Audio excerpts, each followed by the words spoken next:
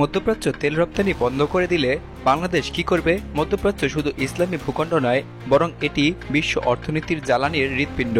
Saudi আরব, সংযুক্ত আরব আমিরাত, Kuwait, কাতার, Bahrain এবং ওমান এই দেশগুলোতে একসঙ্গে প্রতিদিন বিশ্বে 2 কোটি ব্যারেলেরও বেশি তেল রপ্তানি করে থাকে। এসব দেশ থেকে আসা তেল এবং গ্যাস বিশ্ব অর্থনীতিকে সচল রাখে। বাংলাদেশেও এর ব্যতিক্রম নয়। দেশের মোট তেলের 85% এবং এলপিজির প্রায় 90% আমদানি হয় মূলত মধ্যপ্রাচ্য থেকেই।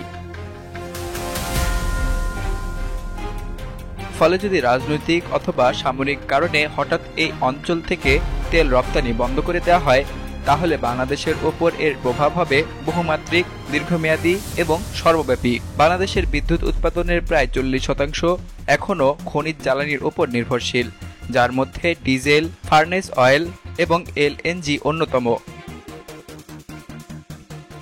দেশের শত শত শিল্প এবং কারখানাও চাহিদা অনুযায়ী জ্বালানি গ্রহণ করে থাকে।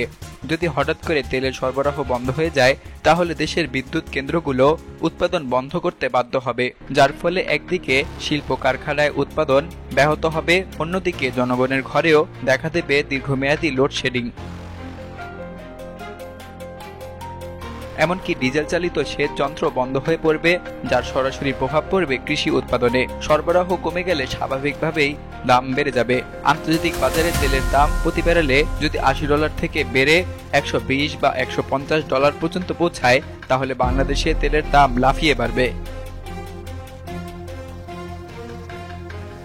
ডিজেলের দাম যদি লিটার প্রতি 120 টাকা থেকে বেড়ে 200 টাকা হয়, তখন গণপরিবহন, পণ্য পরিবহন এবং কৃষি উৎপাদন খরচ কয়েক গুণ বেড়ে যাবে। তার সঙ্গে বাড়বে খাদ্যদ্রব্য, নির্মাণ সামগ্রী, পোশাক, ঔষধ, এমনকি শিক্ষা উপকরণের দামও। সাধারণ মানুষের উপর চাপ আরও চরমে পৌঁছাবে। সরকারের জন্য চাল, ডাল, তেল, সার এবং গ্যাসে ভর্তুকি দেয়া ক্রমেই অসম্ভব হয়ে দাঁড়াবে। বাংলাদেশের তৈরি পোশাক, ঔষধ, চামড়া এবং কৃষিপণ্য সবকিছু রপ্তানির ক্ষেত্রে সময়মতো ডেলিভারি এবং উৎপাদন ধারাবাহিকতা গুরুত্বপূর্ণ। কিন্তু তেল সংকটে গার্মেন্টস কারখানায় মেশিন চলবে না, বিদ্যুৎ থাকবে না, কাঁচামাল আসবে না, ফলে আন্তর্জাতিক ক্রেতারা চুক্তি বাতিল করতে বাধ্য হবে। অন্যদিকে প্রতিদ্বন্দ্বী দেশ যেমন ভারত, ভিয়েতনাম অথবা ইথিওপিয়া হয়তো বিকল্প উৎস থেকে তেল সংগ্রহ করে বাংলাদেশের বাজার দখল করে নিতে পারবে। এতে বাংলাদেশ রপ্তানি আয় হারাবে, যা বৈদেশিক মুদ্রার রিজার্ভে সরাসরি প্রভাব ফেলবে। বাংলাদেশের প্রায় 80 লক্ষাধিক প্রবাসী শ্রমিকের মধ্যে 60%ই মধ্যপ্রাচ্যে কর্মরত। এই দেশগুলোর অর্থনীতি প্রধানত তেল বিক্রির উপর নির্ভরশীল। যদি তেল রপ্তানি বন্ধ হয়ে যায়, তাহলে এই অঞ্চলে অর্থনৈতিক মন্দা দেখা দেবে। তখন কোম্পানিগুলো শ্রমিক ছাঁটাই করবে, নতুন ভিসা বন্ধ হবে এবং প্রকল্প বন্ধ হয়ে যাবে।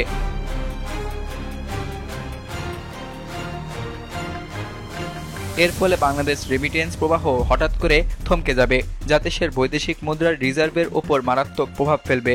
2023-24 অর্থবছরে বাংলাদেশ যেখানে রেমিটেন্স পেয়েছিল প্রায় $24 বিলিয়ন, তা এই সংকটের কারণে 15 বিলিয়নেরও নিচে নেমে আসতে পারে। তেল রপ্তানি বন্ধের মতো সংকট মোকাবেলায় বাংলাদেশ বাধ্য হয়ে বিকল্প উৎস খুঁজতে থাকবে, যেমন Russia, Nigeria, Venezuela, Malaysia, Brunei অথবা ইন্দোনেশিয়া।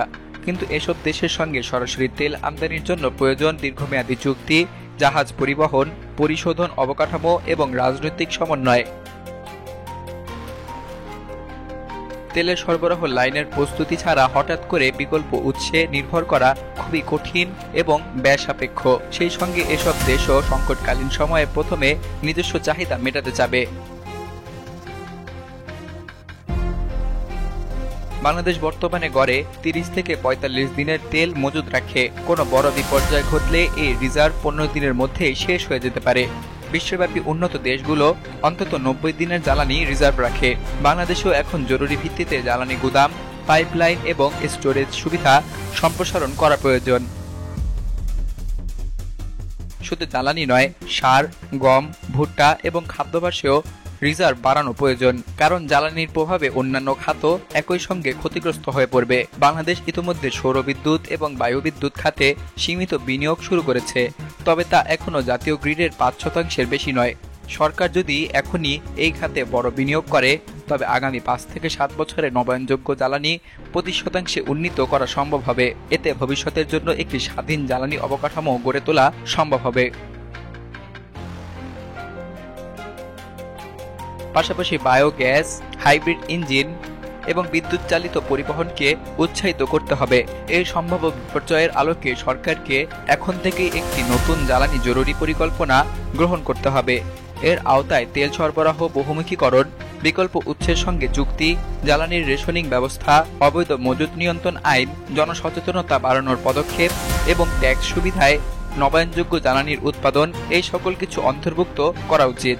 শুধু সরকারি উদ্যোগ নয়, বেসরকারি খাত, গবেষণা প্রতিষ্ঠান এবং আন্তর্জাতিক অংশীদারদের একত্রিত করে একসঙ্গে কাজ করতে হবে।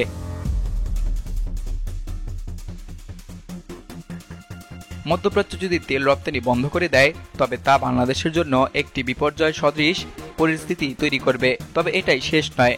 সময় থাকতে কৌশলগত পরিকল্পনা, নবায়নযোগ্য জ্বালানি অবকাঠামো, বিকল্প বাণিজ্য পথ, কূটনৈতিক প্রস্তুতি এবং জনগণের অংশগ্রহণ, এই সমন্বিত পদক্ষেপ গ্রহণ করলে ভবিষ্যতের অনিশ্চয়তা আমরা মোকাবেলা করতে পারব। শুধু তেল নির্ভরতা থেকে সরে এসে একটি আত্মনির্ভর এবং বৈচিত্র্যময় শক্তি নীতি গড়ে তোলাই হতে পারে একমাত্র টেকসই পথ।